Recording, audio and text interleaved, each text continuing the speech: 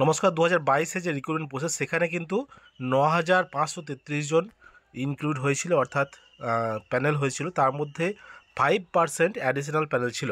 এটা কিন্তু প্রাথমিক শিক্ষা পর্ষদ জানিয়েছিল যে যতগুলো ক্যান্ডিডেট জয়েন করবে না অথবা অ্যাপয়েন্টমেন্ট লেটার নিতে যাবে না অথবা কাউন্সিলিং করবেন না, সেই সব ক্যান্ডিডেটদের নিয়ে কিন্তু 5% যে প্যানেল আছে সেই প্যানেল থেকে কিন্তু নেওয়া হবে।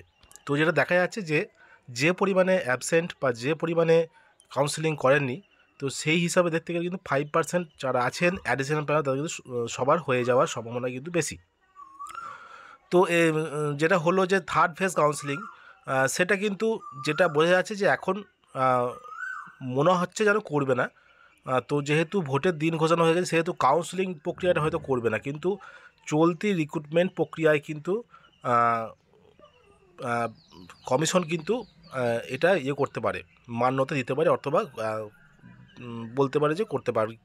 কেননা এটা চলতি একটা রিক্রুটমেন্ট, সেহেতু এই রিক্রুটমেন্টটাই কিন্তু করতে পারে। পর্ষদ যদি আবেদন করে তাহলে কিন্তু করতে পারে।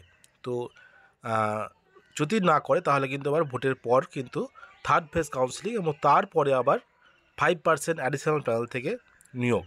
এটার পরে কিন্তু 2022-এর টেটে কিন্তু নোটিফিকেশান।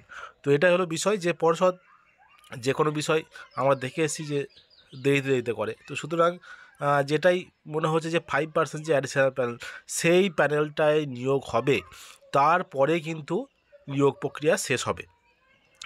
অর্থাৎ এই যে 5% অ্যাডিশনাল প্যানেল থেকে নিয়োগ সম্পন্ন না হলে কিন্তু এই 2022-এর রিক্রুটমেন্ট প্রসেসটা কিন্তু নিয়োগ সম্পন্ন হয়ে গেছে এটা কিন্তু বলা যাবে না।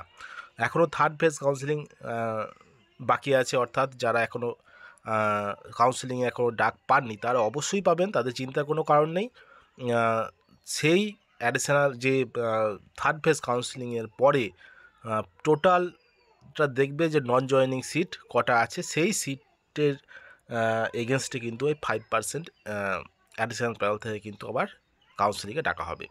এটাই হলো বিষয়। তো দেখা যাক ভোটের এই সময়ে কি করে, না হলে কিন্তু আবার সেই জুন মাস হয়ে যাবে ভোটের মধ্যে যদি না করে।